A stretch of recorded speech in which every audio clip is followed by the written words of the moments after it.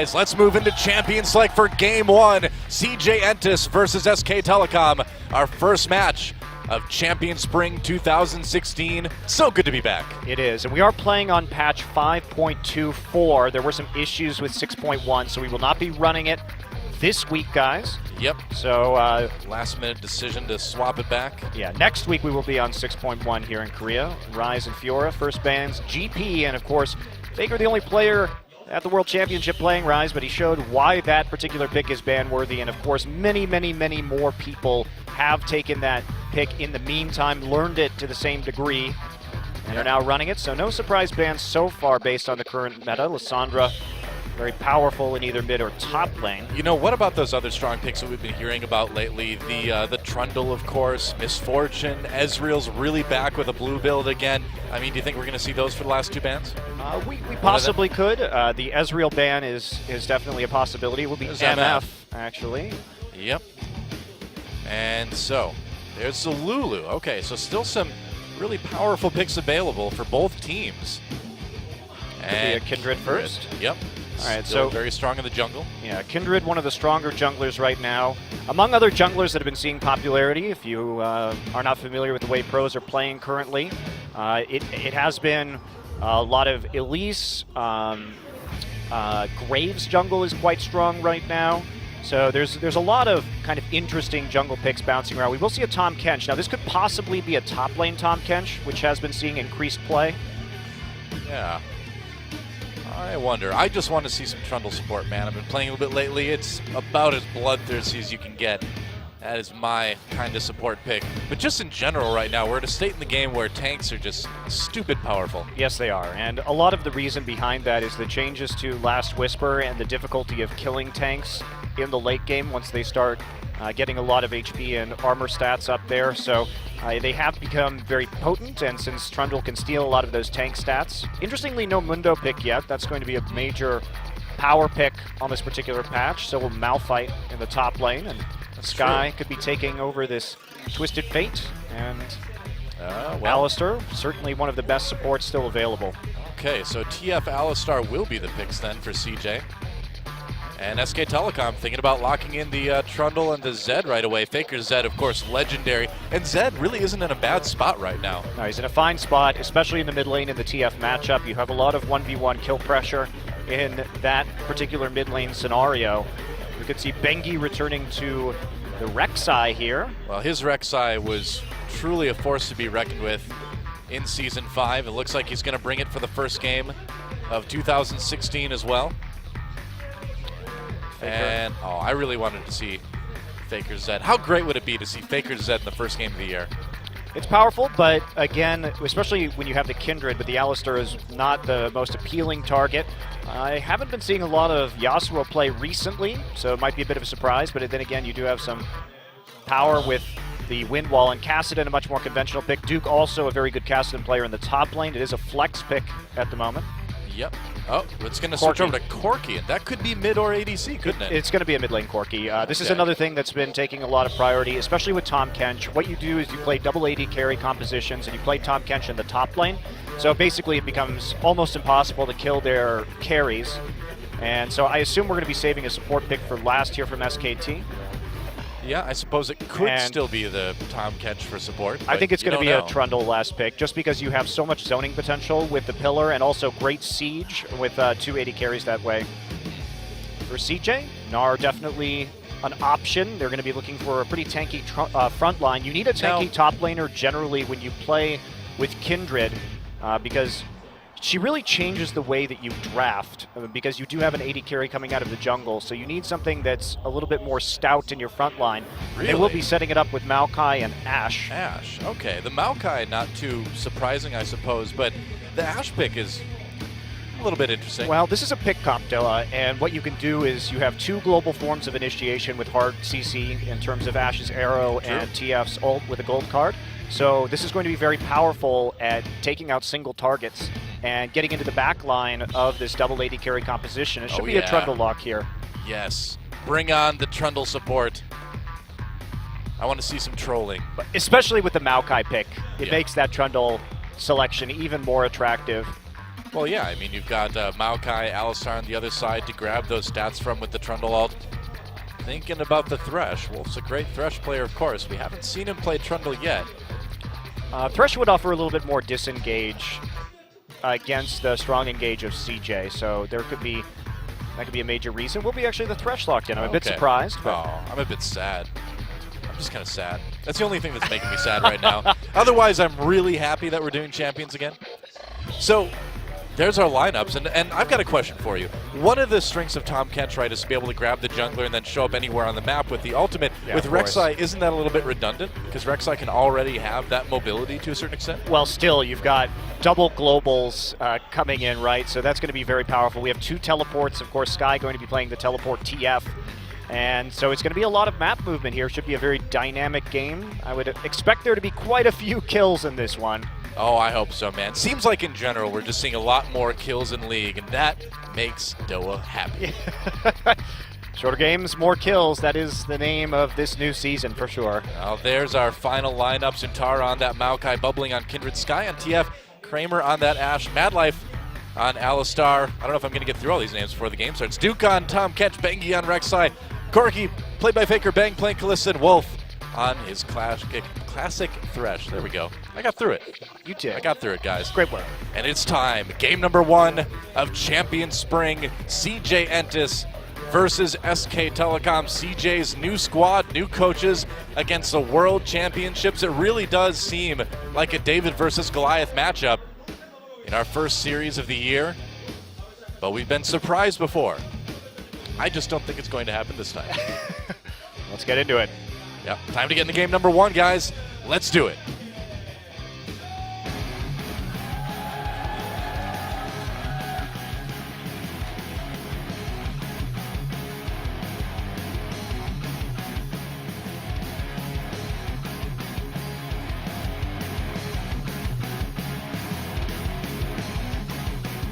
Mother Nature, everybody wants to rule the world. Whoa, check that out. Wow.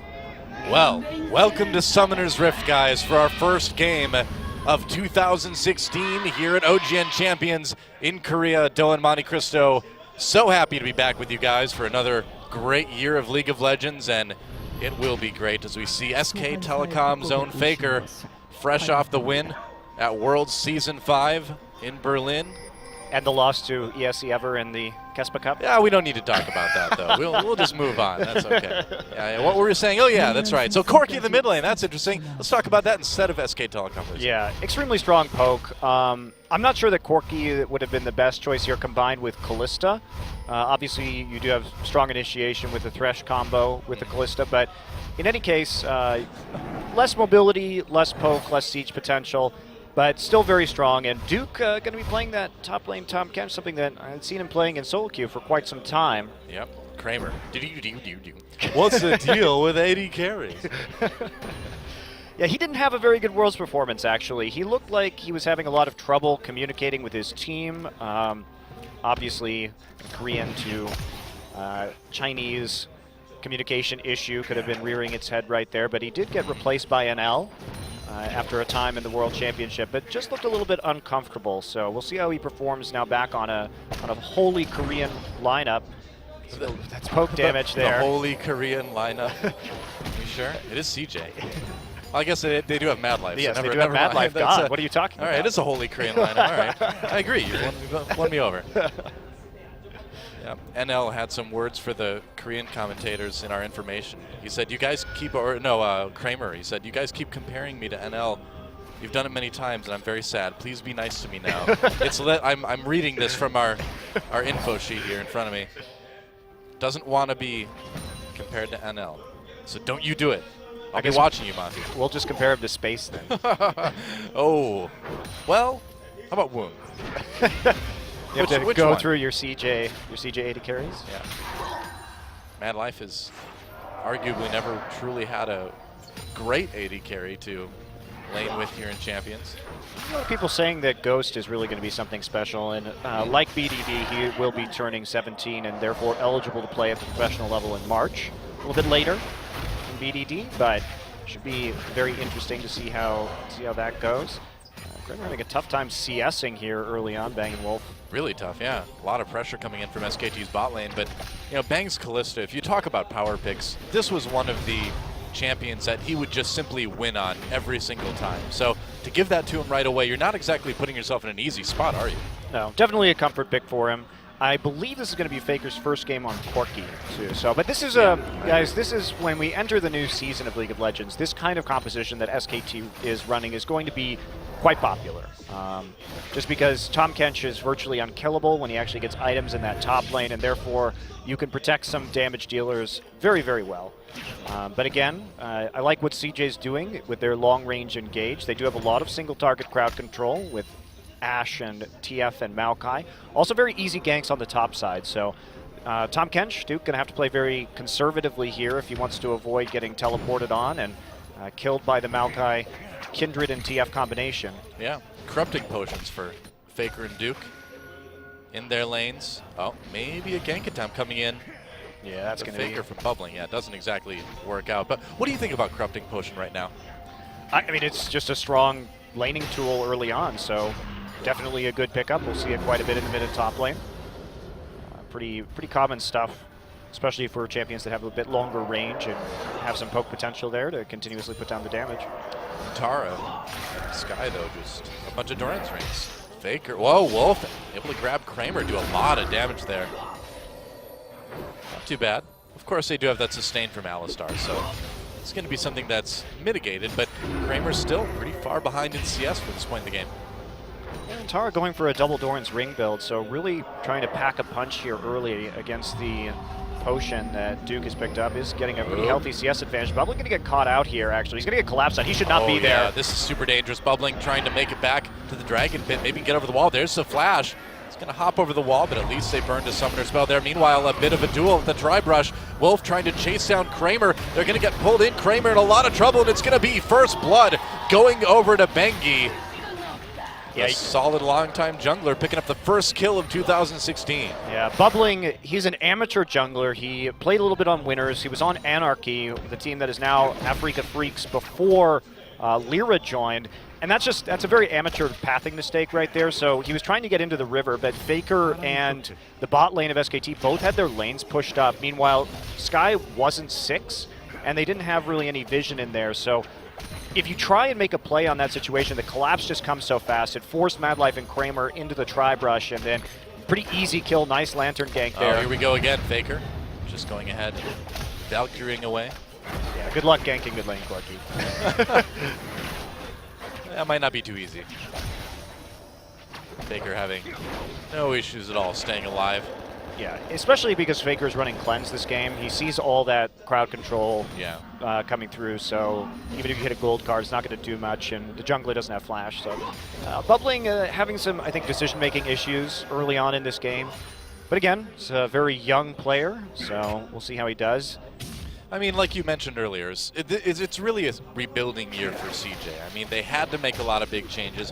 Whenever you have to make changes like that in an organization, there's going to be a time of adjustment. You're not going to win a lot right away. That almost never happens in any sport, esport or otherwise. So if you're a CJ fan, you kind of just have to hang in there and maybe hope for a playoff spot if you're lucky this season, I think. Yeah, and honestly, I think if you're a CJ fan, you're probably actually pretty excited about the fact that there are new players on this roster, because if there's been one consistent criticism of the CJ organization, it's been that they've been holding on to legacy players well past their prime and haven't really gotten the necessary new blood to remain competitive. Yeah, and that was largely a criticism it seemed like was pointed towards the coaching staff, and with that completely turned over, we immediately saw a huge turnover in roster as well. So it is good to see CJ finally looking towards making those decisions that might eventually bring them another championship.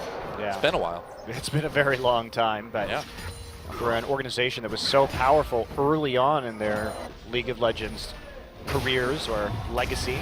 Oh, Bengi harassing Untara just a little bit, slowing him down with that smite. Duke coming up. Untara might have to burn his flash to get away from this one. He certainly will. They're going to go right after him, though. Untara still in trouble. He's got his ult pop. Can they grab him in time? There we go. Tahm Kench takes a bite out of him, and that is going to be another kill for SK Telecom. Duke with his first kill as an SKT player. Yeah, not a whole lot they can do. Sky all the way back in base, no TP up and out of range for his ultimate. Faker's been doing work, just forcing Sky to TP back into lane.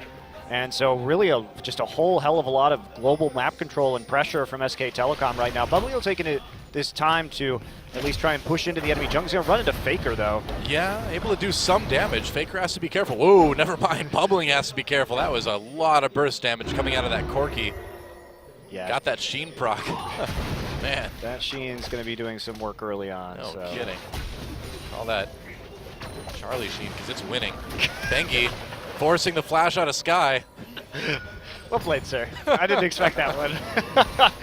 I like to surprise. It's good after 10 seasons, I can still surprise you, Monte Cristo. I'm happy to hear that. Well, Faker still just fine. Gotta watch out for those Sheens. League of Legends item wires or otherwise. Hand over that blue buff, of course. Yeah, so just a pretty, so far, lane dominant performance. Antara has lost that pretty large CS lead that he developed early on. So the boots of swiftness now coming through. Adam, you will see with more regularity this season. Yeah. It is nice. I accidentally bought Sork shoes on Trundle when I was playing on stream the other day. That was embarrassing. I was just like, guys, I just want my ult to do more damage. That's all, you know? Need a chomp harder. Yeah, totally. Take a bite out of crime. I only play Constable Trundle, by the way. Wow, it's too bad that no one's ever made that reference before. I'm sure I'm the first. Doesn't matter, it still feels good. Oh, flash, bang, thrown back under turret, tries to get away with that lantern. Box drop down by Wolf, bang on the outside, pulls his support out. And are they gonna get more out of this? Sky so low, kept alive though by Kindred's ult. It's a great turnaround right there. I mean, they stopped that gank under turret 3v4 after Mad Life punting SKT back under that turret, but Bengi nice with great patience on the Unburrow to take out Sky. And, you know, this global pressure that CJ wanted to put on really hasn't worked so far. They haven't been able to create any picks. Faker has thoroughly dominated this mid lane just in terms of pressure.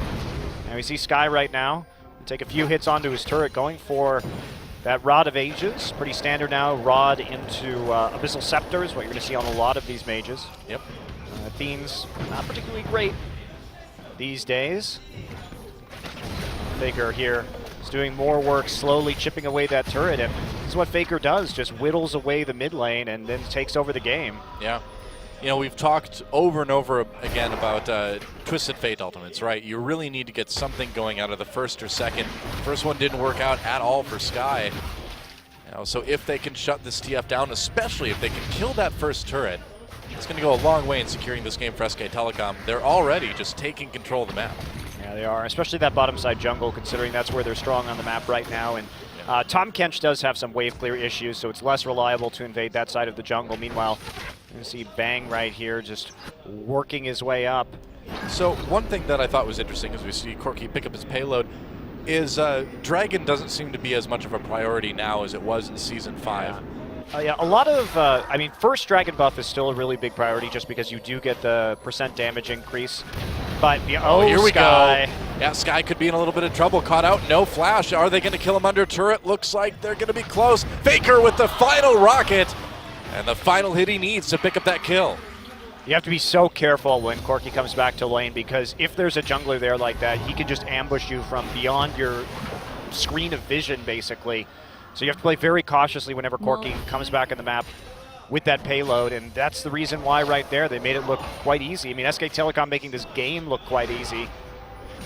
Not bad. It looks like we can see vision from each team at the same time, actually. That's interesting. That's new. Yep. Huh. Yeah, good stuff. So, cool. Excellent little change. You've got tons of little observer tweaks, as we saw, coming through this season. So, another objective that we should probably talk about, being that it's the first game of the new season and all that, is the Rift Herald. Not a huge priority that we've seen in various games on the preseason patch so far, but do you think that'll maybe change at some point? It needs to be buffed, or I suppose depending on how you look at it, nerfed, because right now it just does so much damage that it basically forces a recall whenever you take it, and you lose a lot of time and map pressure that way.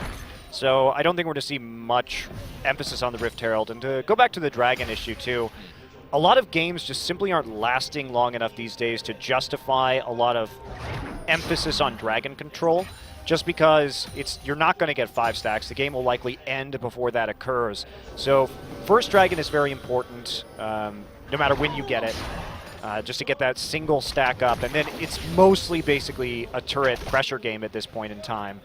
And that's kind of the change that we're going to see, at least at the start of this season. And we'll see how perhaps Rift Herald changes or Dragon buffs change. I think perhaps changing the second stack to something a little bit more potent might do some work when it comes to making continued Dragon control more of a viable tactic. Yeah, it's certainly a lot more bloodthirsty meta right now. It's very nice. Kramer still behind in CS. Has that Caulfield's hammer and the BF sword, but not a lot otherwise. Yeah, it's going for a little bit of the CDR on Ashe. Probably a good idea if you're running a pick comp. Probably a good idea if you're running a pick comp, absolutely. CDR on the Ashe arrow is pretty nice. But he needs a bit more than that. I mean, right now SKT's been putting on all the pressure. So when does CJ really find that opportunity to get those picks? You know, we're almost 15 minutes into the game and there's no kills for CJ. Yeah, none at all. Faker with a second blue buff too, and that's just going to help him push up this wave even further and try and actually deal the damage. Meanwhile, another recall from Sky, who has been using that TP exclusively to get back into lane, has his ultimate up if he wants to use it, but basically he hasn't been able to have really any effect on the map so far. And it looks like we may see the first Dragon coming through here. Could be. SKT might be setting up for it. Yeah, it looks like they're starting it now. Bit of a risk considering their bot lane isn't there, but they will be back in time for any fight should Mad Life and Kramer start to make a move. And they do have a lot of vision on the backside of that objective too, so they know that CJ isn't moving north through the tri-brush. Well, with things like the lower amount of vision in general right now in the preseason, and also things like the vision debris to kind of let you know where wards may have just been, it's easier to kind of sneak things like that, it seems like. Yeah. The continued harass of the mid lane and the taking of the jungle. Great vision control so far from SKT. Vision, of course, changed dramatically, so you do have to be more deliberate and precise with vision these days because you simply will not have as many wards or as much of an idea of what's going on the map. So it has made it very interesting and more methodical in the way that teams approach objectives and approach pressure. Yeah. Which I think is a good thing. Well, to a certain extent, too, it's kind of a jungler's paradise right now as well because you just don't have as much vision to use in the early game to keep track of where people are. So ganking gets a little bit more often and a little bit more successful, and all of that contributes to quicker games. Yeah, absolutely. Bubbling still going to be running the tracker's knife here, so does have a few more wards. Bengi opting for a sightstone this game to make up for it. And that's going to be a major factor. Pretty much all the new machete upgrades are being used. Oh, here we go. Action down in bot lane. Wolf could be in trouble. Teleport coming in from Fly in the mid lane. Bang getting very low. Looks like CJ may get their first kill. They will. Finally taking out Bang. Really nice target switching there. So you saw they engaged the fight onto Thresh, but then they immediately moved onto Bang because he was going to just use his ultimate onto Wolf and pull him back in. Yeah. So they need to get rid of the Callista right away. They CC him long enough in order to make sure that they get the kill. And now we're going to see some tower trading. Yeah, I mean, Faker was able to take out the tower in mid lane, but CJ might be able to respond right away with the bot tower. Maybe not at the moment, though. Wow, SKT keeping that alive. That's a great trade for SKT, actually, to force just a kill for that. Wow. I was not expecting them to be able to save that, and we may have a bit of a dive. As Faker comes in, Nutara on the run already. Corki does so much damage these days.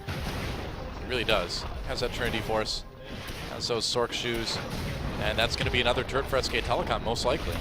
So 2 turrets right there for 1 kill. SKT absolutely just playing again the wave advantage they had on the map, and Faker with that fast Trinity Force is a tower menace. This is one of the things, too, that led to that championship win at World Season 5, is that you may be able to gank somebody somewhere on the map. You might be able to get that kill, but everyone else on the team is going to take every advantage that gives them.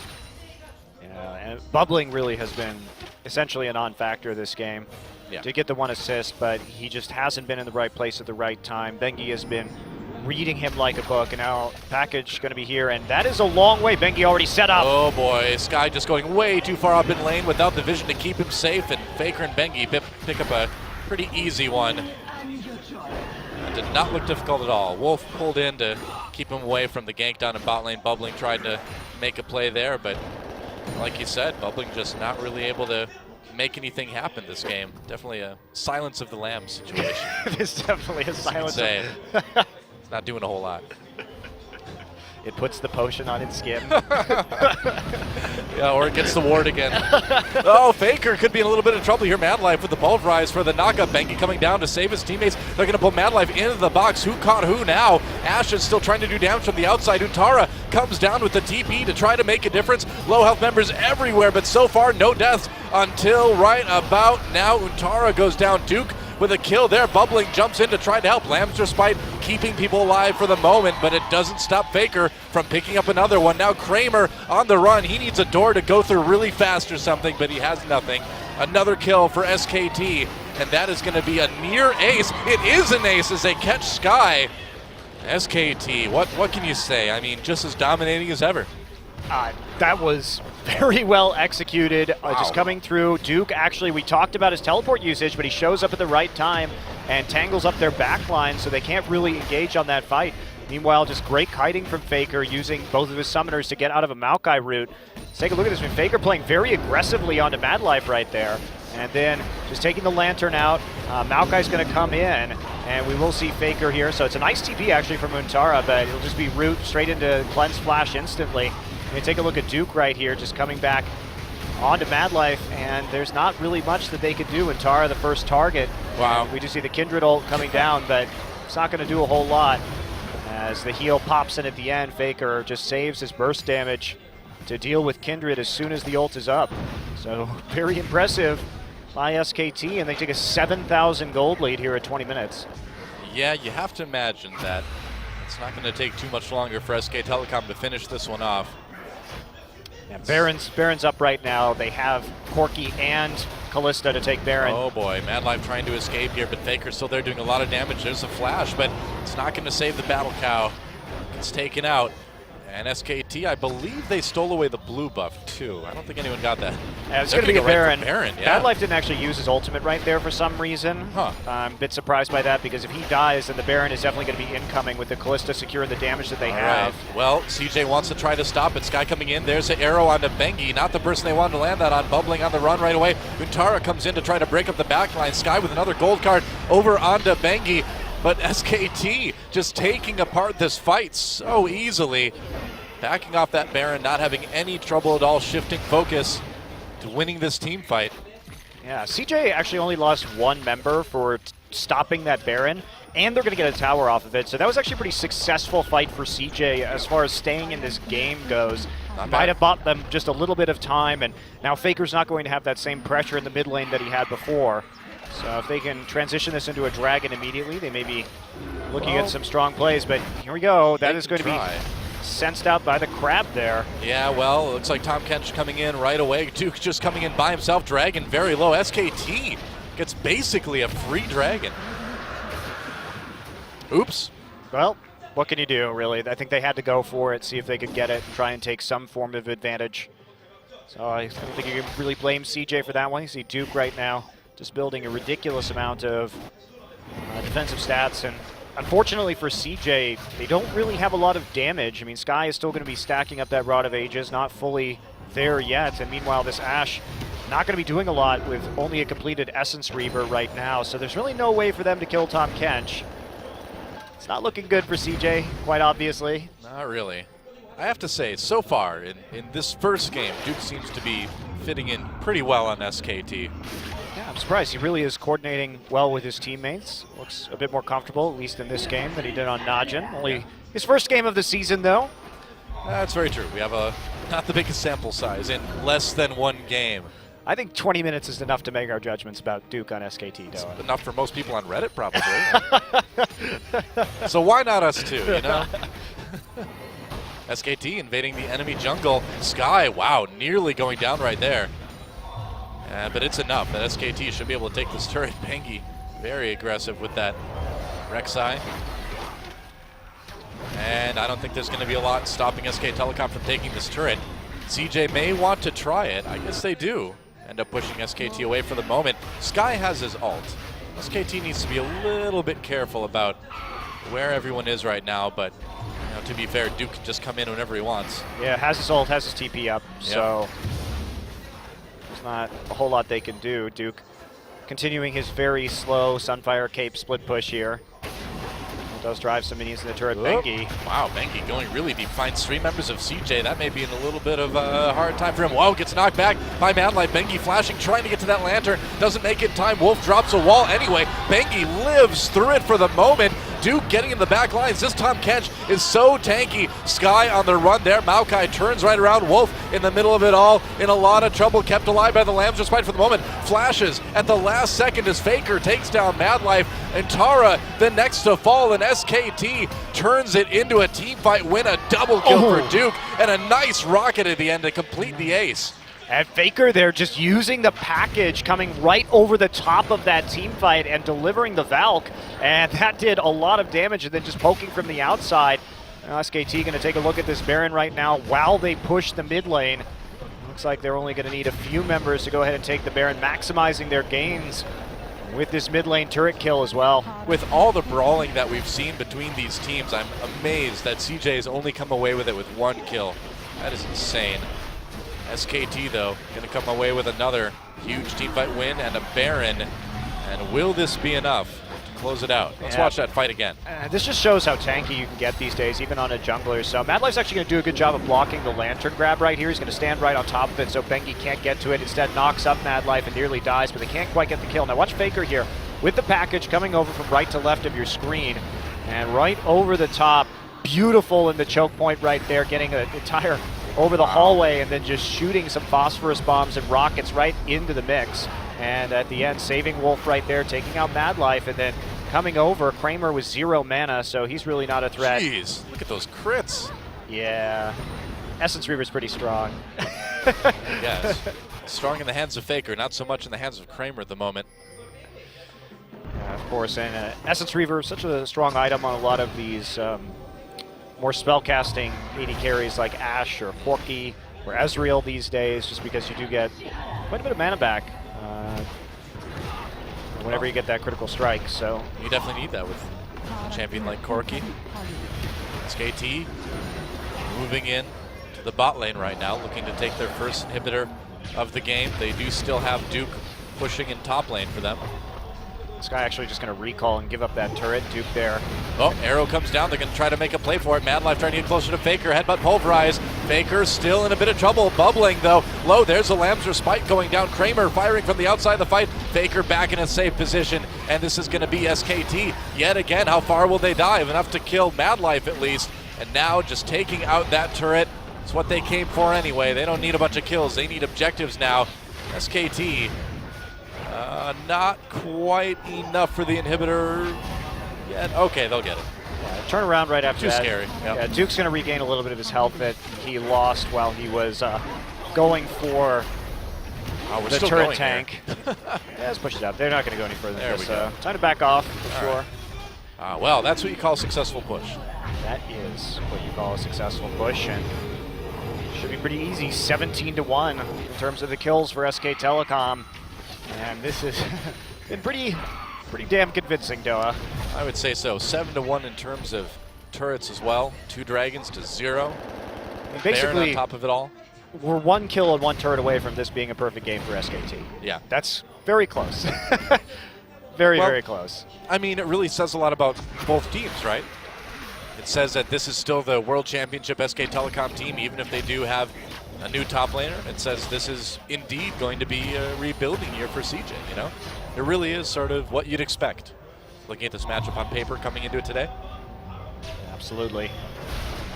but it's still fun to watch. I did not expect Duke to be this synced up with the rest of SKT, though. Really, his teleports have been pretty good so far this game, especially that last one coming in right for the front line, doing a good job of tanking up that turret while they finished it off. And he looks very coordinated. You have to wonder how much of that was just simply being on Najin, you know, last now season. we wonder that. Now we do wonder that, yeah. But the fact is that when Najin won a game in 2015, 90% of the time it was because of Duke. So you take that guy out of that team, give him some good teammates, and it looks like it's working out pretty well in the first game anyway. I mean, he did win the Spring MVP, and it wasn't like his team was winning 70% of their games or anything like that either. So when they won, he almost always got that MVP. You see Bengi doing quite a bit of damage right now. Yep. They're just going to move on through. It's a very methodical closeout, but again, a quicker game. They've already lost a Nexus turret. Looks like they may lose the rest soon, as that's the final inhibitor for SK Telecom. See, they should just put on the pressure right now and go ahead and close this one. No real need to back off. Yep, health looks good, cooldowns look good. The power is certainly there for SKT. CJ, one last frantic team fight opportunity maybe. But we'll see. Mad Life stopped a little bit. There we go. Maokai going in on a faker. Just Valks away immediately. Mad Life in the back lines, but kind of on his own. Pops that ult. Sky just with not a lot of damage. Faker jumps ahead to get the kill on Bubbling. Meanwhile, SKT takes out the rest of the team. Faker's not done yet. Taking down Kramer in the fountain. Welcome to Champions, buddy. There goes the Nexus. SKT with the first win in Korea of 2016. Incredibly clean game. You can see SKT really... They haven't lost very much. Sure, they didn't do so great in the Caspa Cup immediately after returning to Korea, but they looked very comfortable in this one despite having made that roster change. Really firing on all cylinders. A very, very impressive win. Yeah, looked really solid. It's got to be a bit frustrating for Mad Life especially. You know, you've played for so long. Now you've got this whole new team to try to whip into shape. See if Drill Instructor Mad Life can handle it. But again, if you're a CJ fan, even though it's tough right now, this is the kind of change that needed to happen on the team. Yes, it did. Growth is painful, guys, all right? This is just how it has to be if you want CJ to be good again. Win for SKT, and this is a best of 3, of course, so we'll be back with another game. See if CJ can tie things up, but I've got a feeling it's going to be pretty similar. Yeah, I think that we'll see. Again, in this patch, a lot of games tend to be very snowbally. Even between comparably skilled teams, so perhaps CJ can bounce back and show a little more in game number 2. True enough. Well, don't go anywhere, guys. We'll be right back for the next game after this.